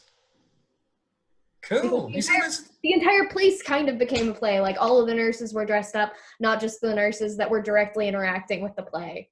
The whole place became decorated. So the whole place became a part of the play. And we would start outside with music, and then everyone came in and we're doing interactive activities. And then there was an interruption that wasn't supposed to happen in the fiction created beforehand, but it was part of the play. And then that leads you off on a whole nother thing and deep into the bowels of the home, and then you come back to the last final moment. Nice. I like that. Gary. Oh, sorry, Michelle. Carry on. That's all right. It just brought up memories for me as a child. I don't know if you all at your elementary schools would have a carnival day where all the different rooms would end up being like separate games, and so you would go to like this 5th grade room that you always went to as a normal day, and suddenly it's the cakewalk room, and it's set up to do the cakewalk, and you would win actual cakes. And as a kid, I just thought that was so magical to come to my elementary school and have it be totally changed. There's something else that happened like that I've lost. But anyway, just the idea of having the whole space be transformed. Yeah. I mean, this is the thing. That's what theatre can do, and that's kind of what theatre needs to do. It needs to transform our evenings and transform our lives. I grouse. I do get to see a lot of good theatre, but I've also seen shows that like I am supporting my friend, and there's nothing wrong with that, and I will enjoy them. But there's a degree to which, if my friends aren't involved, or a lot of the time it's like, I could see something like this on TV done better. Now, personally, that's not generally my attitude. I'll always take that being in the same space as somebody, which is problematic when we have a mask issue. But yeah, I mean, that's the thing. What makes it special? What makes it a treat? What makes it different? And what I was going to say, Gary, is number one, do you have any ideas of what you do with getting out to make it, unique? Not saying that you have to. And if you've got no ideas, don't worry. No, What the fuck would I do with this show? I had no idea. I'm pretty sure that whatever I suggested would be a terrible idea if I actually knew the show. But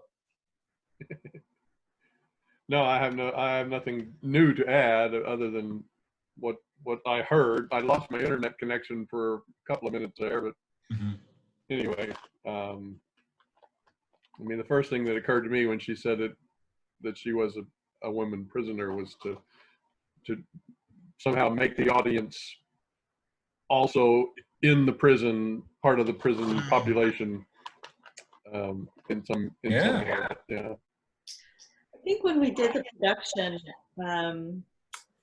the set was such that the young woman was up above, and so she was behind bars up above, and then the person getting out had kind of an apartment down below, and so there was the up and down. And so one thought that came to my head was you could have your theater space be in a kind of a lobby area where you can see up above, and there's like railing.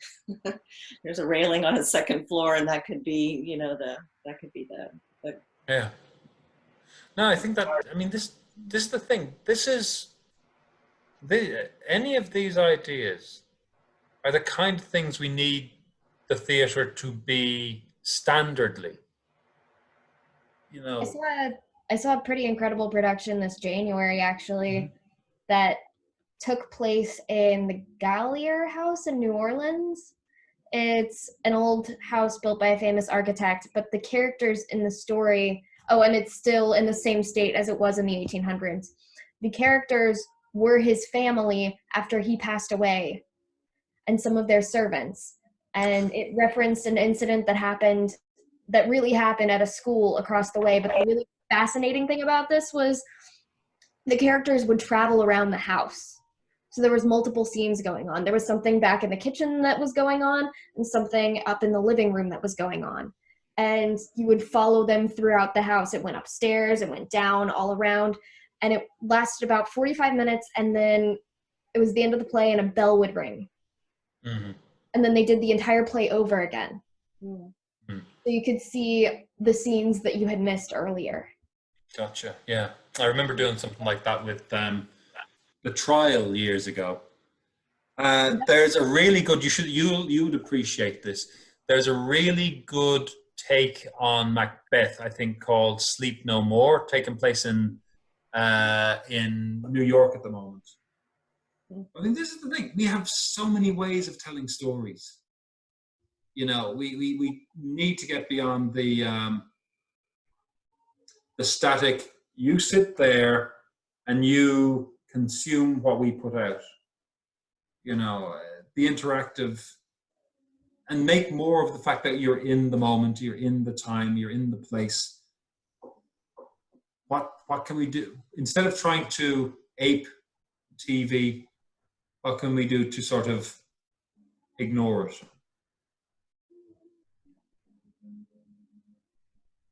Yeah, what Claire was talking about in the house reminded me of the other thing I had forgotten earlier, which was when you go to Shaker Village and you go to each of the little places and you walk in and the person is in costume or, you know, period costume, and they're just acting as if they are living in that time period, if they're good actors and do it that way. There's a place called Conner Prairie Farm near Indianapolis that when I was growing up, that's the way it was. And you walked in and the people were just back in the 1700s or whatever, and they'd say, you know, where's your apron? Aren't you helping me with lunch today? You know, things like that. And of course, as a little kid who was interested in theater, I was like, wow.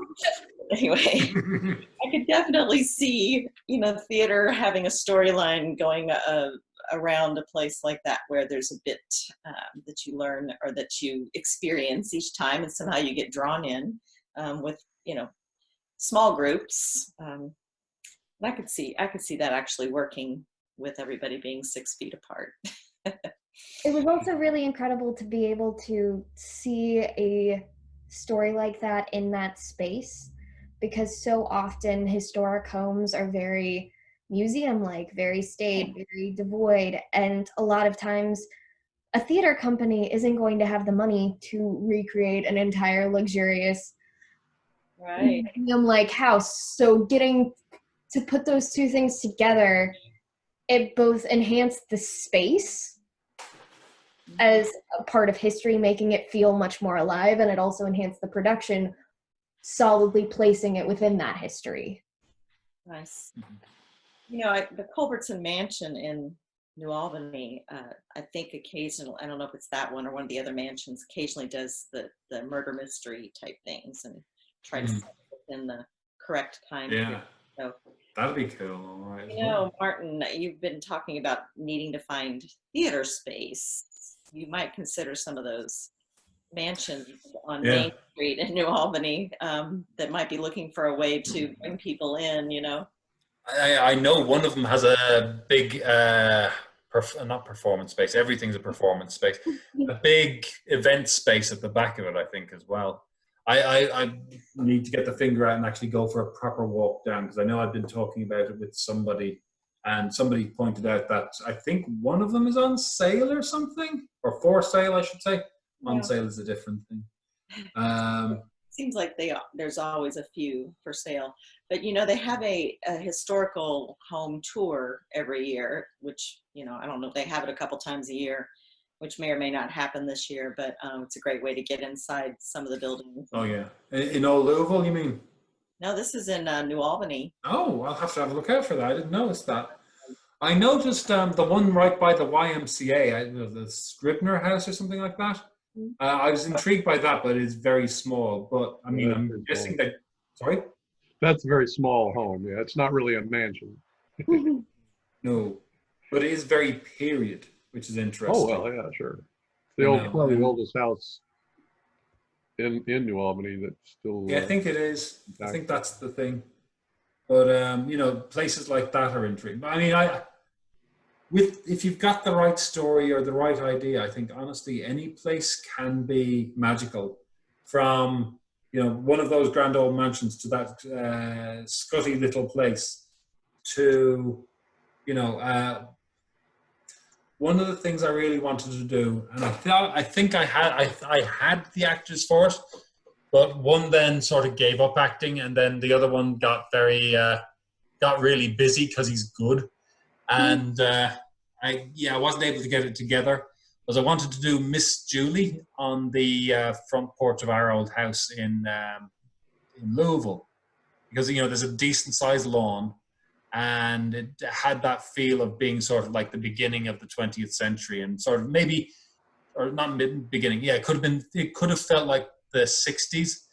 And the idea of doing something, I don't know if you know the play Miss Julie at all or not, but it's the story is, it's a cast of three. There's the cook, there's the servant, and then there's the master's or the lord's daughter. Properly speaking, it should be called Lady Julie, but meh. But anyway, Lady Julie is, it's sort of Midsummer Nights, and everybody's a bit wild and crazy, and you find out that the servant is going to marry the cook, and they're going to move to mainland Europe, and they're going to, he's got ideas, he's got notions, as we'd say in Ireland.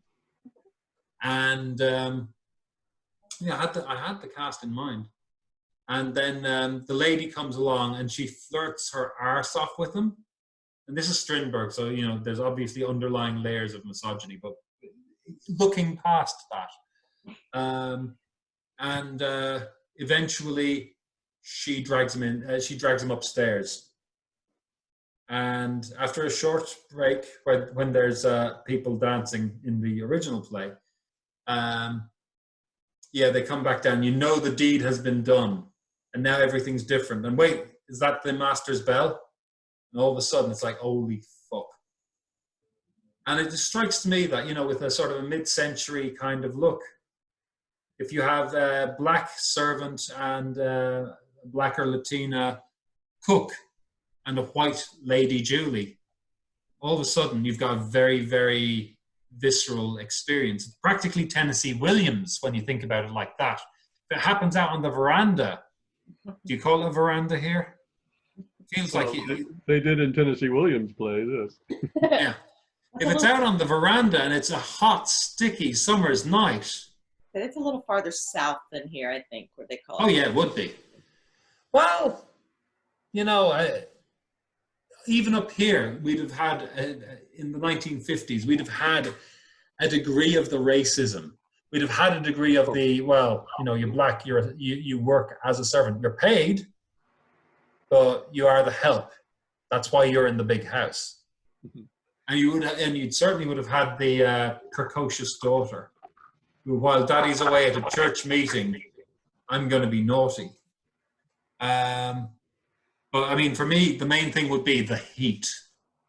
If I could find a good veranda for a show like that, it'd be painful to be in the audience. You'd need to really cut that down to the bare minimum. It's meant to be 90 minutes, but keep it to an hour and make sure everybody is continuously stocked with either mint juleps or iced tea. Oh, yes. Which here means sweet tea. Just don't make that mistake. Sweet tea. God. Ugh. Yeah, I can't imagine what friends of mine would make of the South if they came over here. Well, these things have anytime I've seen Miss Julie, it's been done very staid and very much, this is the correct stagey way to do it. That's like practically television, but not. Mm-hmm. I just think, do Tennessee Williams in a fucking hot circumstance. Have the audience out there, not in the height of July or August, but mid-May, you'll feel it. You'll be part of that. I think, was it Tennessee Williams said that he didn't think that people in England would be able to get it because they didn't understand the heat and how the heat of those plays was a character in those plays. Mm. Anyway, we have just tipped the mark of 2 hours. Sorry. I did not expect to. Yes. But I think we can all agree that we have a much better understanding of Henry IV going into tomorrow. Yes, indeed. Very fascinating Shakespeare discussion we've had tonight. I know 100% more than I did before.